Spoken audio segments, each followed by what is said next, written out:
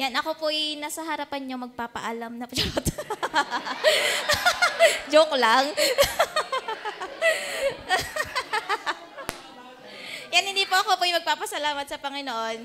At yun nga po, kaya nagkalooban na naman ng Panginoon ng another taon. At nga, 29 years nang nabubuhay sa mundo. Papasalamat sa Panginoon sa biyayang yon, inabot na ng 29. Inabot na doon. Papasalamat ako sa Panginoon sa 29 years nga na pinahiram ng Panginoon na buhay sa akin at patuloy nga pinapahiram ng buhay.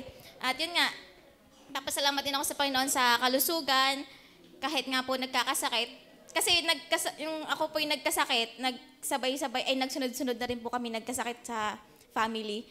Ako po yung natutuwa nung ako po yung nagkasakit. Diga po ang normal na tao pag nagkakasakit, nawawala ng gana. Nawawala ng gana sa pagkain. Ay, ba't po nung ako yung nagkasakit, lalo akong nagutom. Tapos yung gana ko po sa pagkain ay hindi nawala. Ay talaga namang, kakaiba ata ito. Parang, lalong naghirap.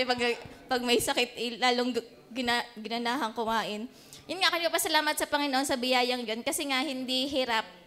Kahit pag nagkakasakit, hindi hirap ang katawan. Kasi nga, yun nga, talagang yung gana sa pagkain ay hindi nawala. Ang ginawa ko talaga no ako yung nagkasakit, kumain at tumulog lang. Kaya ako yung papasalamat sa Panginoon kasi nga, hindi tumagal sa akin yung sakit. Parang as in 2 days lang. 2 days lang ako nagkasakit nun. Yung ganamang kumain ng kumain.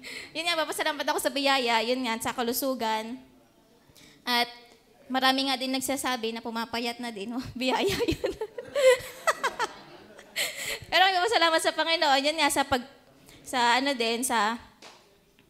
yung araw-araw na paggabay sa akin, lalo na ngayon, lumayo ang aking bahay mula sa kasi dati nasa Malvar ako, tas ngayon ay lumipat na ako ng Santo Tomas sa mga ate, mas lumayo ang aking naging biyahe, tas humaba din yung aking nilalakaran. Parang pwede naman siyang mag-tricycle, kaso ang mahal ng tricycle, kaya maglalakad na lang. Parang sabi ng ate, sabi ng ate Sel nung nakita nga na yun ang nilalakaran ko, wag daw ako maglalakad mag-isa at baka bigla akong mahila doon sa tabi-tabi. At gawa ng inilalakaran ko lang po kasi ang mga tabi nun ay mga parang talahiban. Kaya, pero ano naman, yun nga ako napasalamat sa biyaya kasi nga, parang mahigit isang buwan na din akong naglalakad doon yun, hindi nga pinapabayaan ng Panginoon. At ramdam ko naman talaga na ako iniingatan palagi ng Panginoon doon.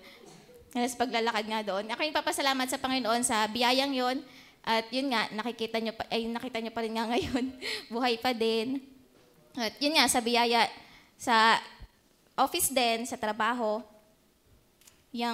Kasi nga po sa office, parang nagkaka-issue na nga rin po sa mga attitude ng mga trabahador.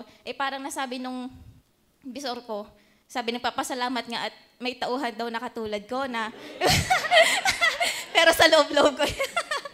Kasi nga po, parang sa akin naman, sa sarili ko, inisip-isip ko na yung gang kilala nila ako na ako iba sa kanila, na ako isang Kristiyano, parang ang hirap naman magkaroon ng attitude ka doon, tapos sasabihin na, akala ko Kristiyano ka, tapos ganyan ang attitude mo. Kaya yun ang naging anchor ko, na pinakilala ko sa kanila na Kristiyano ako, dapat ang ugali ko ay maayos.